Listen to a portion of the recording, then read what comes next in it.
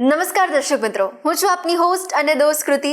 સ્વાગત છે આપનું મંતવ્ય ન્યૂઝની એક વિશેષ રજૂઆત વાનગી શોમાં. ટાઇટલ સ્પોન્સર બાય એલજી બાંધાની હિંગ, essence of authentic test since 1894, co-presented by Varmora Homeware and Mother's Recipe પ્રેમિયમ સ્વાદ. દર્શક મિત્રો, કાળઝાળ ગરમીમાં આપણે એવું જ ખાવાનું પસંદ કરીએ કે જે આપણા શરીરને રાહત આપે. અને આજે જે વાનગી આપણા સુધી પહોંચવા જઈ રહી છે ને, એનું નામ છે ફાલસા બાઇટ્સ. હવે જે ફાલસાના રસીલા હોય એને તો આજે જલસો પડવાનો છે.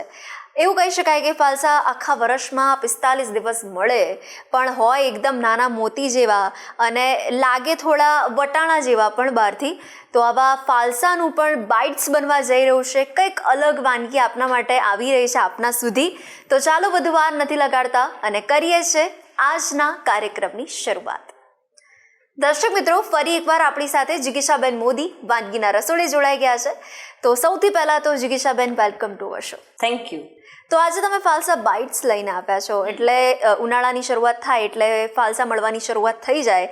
અને જે ફાલસા લવર્સ હોય, મારા તમારા જેવા, એમના માટે આઈ થિંક આ વાનગી ખૂબ જ એમને પસંદ પડશે. યસ, ચોક્કસથી. ફાલસા છે ને બહુ લિમિટેડ સમય માટે મળતા હોય છે, અને એમાંથી તમે વધુમાં વધુ શું શરબત, મોકટેલ કે મોઈતો એવું બનાવી શકો. આ કંઈક નવું ઇનોવેશન છે. તમે જોજો, બહુ જલ્દી બની જાય છે. અને પછી શું રિસ્પોન્સ આવે છે ને એ મને ચોક્કસથી કહેજો. ચોક્કસ. એટલે વ્યુઅર્સ, આપણા જેટલા પણ પ્રેક્ષકો છે એમને તો તમે કહી દીધું છે કે ભાઈ આ બનવા જઈ રહ્યું છે અને ચોક્કસથી તમને ગમશે એવી ગેરંટી પણ તમે આપી દીધી છે. તો હવે જોઈએ આપણે ઇન્ગ્રેડિયન્ટ્સ. યસ, મેયોનીઝ છે, ફાલસાનો પલ્પ છે, કાંદા, બાફેલી મકાઈ, કેપ્સિકમ, ટમેટું છે, અને બાકી ચીઝ ને આપણા રૂટીન મસાલા. બરાબર. સૌપ્રથમ શેનાથી આપણે શરૂઆત કરીએ છીએ? સૌથી પહેલા તો આપણે જે ટોપિંગ કરવાનું છે ને એ કરીશું. આ મેયોનીઝ છે, એ લગભગ 2 ટીસ્પૂન જેવું છે. એમાં આપણે ફાલસાનો જે પલ્પ છે એને એડ કરી દઈશું. આ ફાલસાને ધોઈ અને એને મેં પાણી વગર જ ચન કરેલા છે. એને કારણે પાણી નહીં નાખ્યું, એને કારણે આ આટલી સોલિડ પેસ્ટ રહી છે. જો પાણી નાખશો તો પાણી આમ નીતર્યા કરશે અને પછી એકદમ આમ લિક્વિડ ફોર્મ થઈ જશે. હા, એકદમ લિક્વિડ ફોર્મ થઈ જશે. આમાં મેં થોડાક ફાલસા આખા પણ રાખ્યા છે. એનું કારણ એવું છે કે તમે જ્યારે ખાવ ત્યારે એ જે ચંક આવે ને એમાં બહુ જ મજા આવે છે. હવે એમાં આપણે લઈશું મેયોનીઝ છે, ફાલસા છે, બધું ખાટું ખાટું થઈ જશે, રાઈટ? એટલે આપણે 2 ટીસ્પૂન જેવી બુરુખાંડ લઈએ છીએ. તમે બુરુખાંડને બદલે હની પણ યુઝ કરી શકો છો. ચોઈસ છે તમારું. સ્વીટનર તમે તમારી ઈચ્છા મુજબ એડ કરી શકો છો. આને પ્રોપરલી મિક્સ કરી લેવાનું છે. ફાલસા છે ને નાના બાળકોને, મોટાઓને બધાને ભાવતા હોય છે, પણ એમાં કોઈ વેરિએશન નથી હોતું. ખાલી વધુમાં વધુ તમે શરબત બનાવો, બીજું તો શું બનાવી શકો. જો આ રીતનું આપણે તૈયાર કરી લેવાનું છે. બરાબર. સરસ મિક્સ કરી લીધું છે. અને મેયો અને ફાલસા બેઉ ખાટા હોય એટલે આપણે બુરુખાંડનો ઉપયોગ કર્યો છે.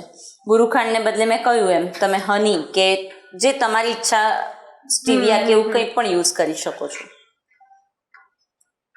અને આ પણ બહુ જલ્દી બની જાય છે એટલે આપણે ફટાફટ થઈ જાય. આ રેડી થઈ ગયું છે.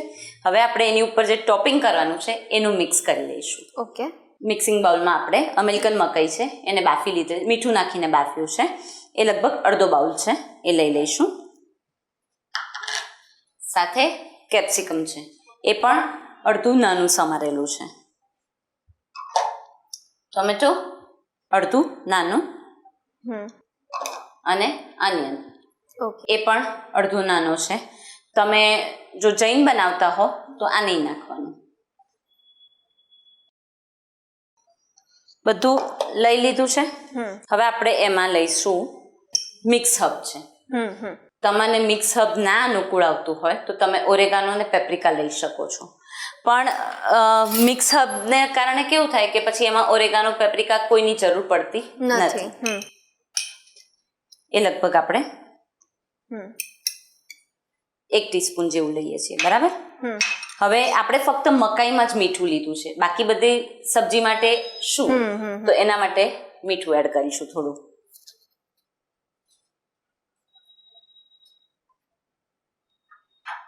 અને હવે એને સરસ મિક્સ કરી લઈશું. આમાં તમે બેલ પેપર્સ પણ એડ કરી શકો છો.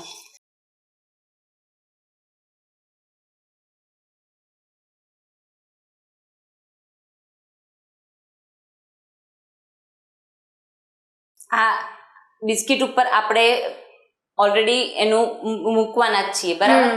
એટલે આમાં આપણે મેયો કે શેઝવાન સોસ, ચટણી કશું જ એડ નથી કરતા, બીકોઝ આપણે બેઝમાં જ આ લગાડવાના છીએ, એટલે એનો ટેસ્ટ મસ્ત આવશે. પ્રોપર મિક્સ થઈ જાય એટલે આપણે અરેન્જ કરી દઈએ. સર્વિંગ પ્લેટ લઈ લઈશું. આ છે ને બહુ જલ્દી બની જતી વસ્તુ છે, અને એવું છે કે બાળકોને પણ ઉત્સાહ રહેશે કે ચલો આપણે બી બનાવીએ. એ લોકો પણ હેલ્પ કરવા રેડી થઈ જશે.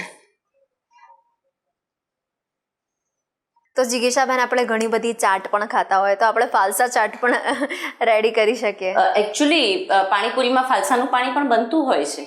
તમે પાણીપુરીમાં જેમ આપણે ફુદીનો, મરચા બધું લેતા હોઈએ છીએ, ત્યારે જોડે થોડા ફાલસા નાખી દેવાના અને એને ક્રશ કરી લેવાનું, પછી એ ચાટજો. વાહ. હવે આપણે મેયો અને ફાલસાનું જે બનાવ્યું છે એ સ્પ્રેડ કરી દઈશું. તમે આને, મેં અત્યારે મોનેકો પર કર્યું છે, બરાબર. તમે ઈચ્છો તો ક્રેકર ઉપર અથવા તો જે પેલા મિની ટોસ આવતા હોય છે એના ઉપર પણ કરી શકાય. બેઝિકલી કે તમારે થોડું પેલું ખાટું હોય ને, ખારું હોય ને એવું બિસ્કિટ જ લેવાનું. એકદમ કલરફુલ પણ લાગે છે જિગીશાબેન.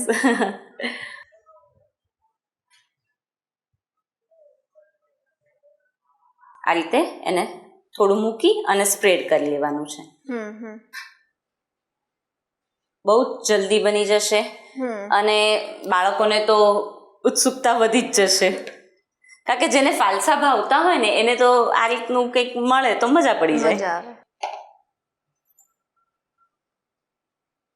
એકદમ સાચવીને મૂકીશું આપણે. આ રીતે બધા ઉપર મૂકી દઈશું આપણે, અને બધા જ વેજીટેબલ્સ આમાં આવી જાય એ આપણે પૂરતું ધ્યાન રાખીશું.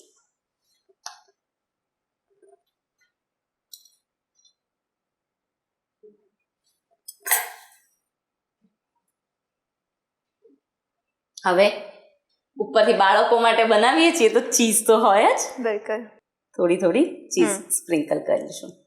આપણું સ્પેશિયલ ઇન્ગ્રેડિયન્ટ. હા, આપણું સ્પેશિયલ ઇન્ગ્રેડિયન્ટ. આના વિના તો કોઈ પણ વસ્તુ જાણે અધૂરી જ છે. હા. થોડું ઉપરથી મૂકી દઈશું, કારણ કે આ તો મેઇન છે આપણું. એટલે એક ડોટ મૂકી દઈશું આપણે.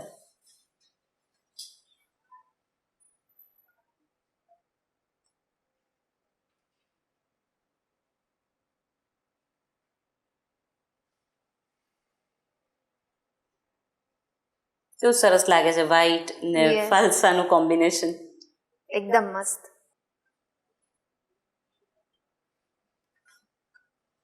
તો તૈયાર છે આપણા ફાલસા બાઇટ્સ.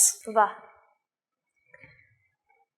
ખૂબ ખૂબ આભાર જિગીશાબેન આ વાનગી આપણા પ્રેક્ષકો સુધી પહોંચાડવા માટે. Thank you. દર્શક મિત્રો, આપણને છે ને સમરની ઋતુમાં છે ને કંઈક ને કંઈક નવું નવું ખાવાની ક્રેવિંગ થતી જ હોય છે. સવાર, બપોર, સાંજ કંઈક અલગ તો જોઈએ જ. હવે બસ આપના માટે જ મસ્ત મજાના ફાલસા બાઇટ્સ અમારા મહેમાન જિગીશાબેને રેડી કર્યા છે, તો પછી તમારે ઘરે પણ ટ્રાય કરવા જોઈએ. દર્શક મિત્રો, હવે બીજી વાનગી પણ મસ્ત મજાની આપના માટે બની રહી છે, એના માટે થોડીક રાહ જોઈએ. મળીએ નાનકડા વિરામ બાદ. ફાલસા બાઇટ્સ બનાવવાની સામગ્રી: ખારા બિસ્કિટ, મેયોનીઝ, ફાલસા પલ્પ, બુરુ ખાંડ, બાફેલી મકાઈ, ડુંગળી, ટમેટું, કેપ્સિકમ, મીઠું, મિક્સ હર્બ, ચીઝ.